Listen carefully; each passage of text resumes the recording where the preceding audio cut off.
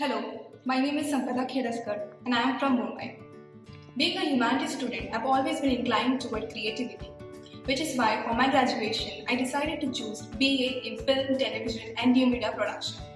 During this course, I got hands-on experience on how to make a film. I got to learn about direction, editing, story writing, screenplay writing and many more. But then, during the pandemic, after I graduated, I got a lot of time to contemplate and think about what I should do next in my life. And I knew that in order to be able to work at a good position in a leading entertainment company, I needed to do MBA. Which is why I started preparing for multiple entrance exams, and CAT was one of them. While preparing for CAT, I realized that VARC was still doable because of the amount of script writing and screenwriting that I had done. But DILR and quants were extremely difficult for me. I had to redo everything. I had to start from basics. During my prep, I realized that it is very difficult for me to move ahead. I was scared to even attempt to give a mock CAT. But then, people normally tend to avoid the things that they are not comfortable with, that they find difficult. It's me, I am people. So I was really scared. I did not know how to approach these giants, but I needed to score good in these sections in order to be able to crack CAT. But the most important thing that was needed was to give mock CATs, and I was avoiding it. I was scared because I did not know what to write in those exams, because I was not confident in my preparations and I was not fully prepared overall. But then my parents and my sibling guided me towards giving mock CATs. They told me, don't waste your time in sitting and just panicking. Just go for it. Give as many mock CATs as you can. The more mock CATs you give, the better. That's how my journey of mock CATs started. I started giving 2 mock CATs per day for 2 months, and that helped me grow tremendously. I learned my strengths, my weaknesses, the questions that I should be skipping, the questions that I should be investing my time in. I learned a lot of things. I gained the confidence to give CAT, the main exam. My nervousness reduced to a greater extent. And I realized that if you are a student of a diverse educational background, you should definitely focus more on giving mock CATs and analyzing them. And this journey and this multiple attempts of giving mock CATs brought me here at IIM Raipur. And I hope to see you one day here soon.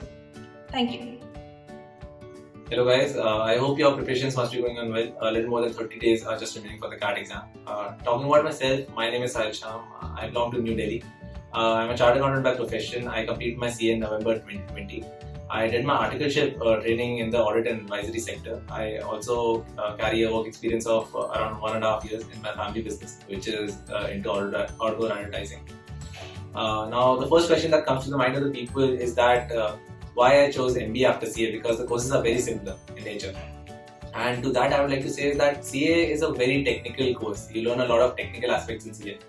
But the things you learn in MBA are real life skills. You learn how to approach business problems, you learn how to think in certain situations. And I just want to have best of both the worlds. And this is why I am here. Now, coming to my preparations part, I think transitioning from the CA exams to my CAT exam was a very interesting journey. In CA exams, what you do is you try to do 100% of the course and then you hope of achieving the passing marks. And a CAT is totally different ball game, because in CAT there are no passing marks. You have to do better than everybody else. This was my first experience with relative marking, so I think this is what made it a little difficult for me to transition from the C exams to this exam. One more difficulty that I faced in CAT exam was in the quant section, because the last time I studied quants, which is just basically maths, was in the 12th class, and then after 7 years I had to do the same things again, learn all those formulas again. And because of my C education, my learning process is such that I have to understand the fundamentals first and then apply those formulas in the exam. And for that you need time. I only had 3 months to prepare for CAT. And this is what made it very difficult for me to do all of those things and then apply those in the exam. But otherwise, other than that, I think the quant section, the DILR, the English, all of them are very basic sections, are very easy. So my CAT exam was good. I scored a 96.34 percentile. I think if a person has decent English verbal skills, logical reasoning skills, I think the paper is very easy.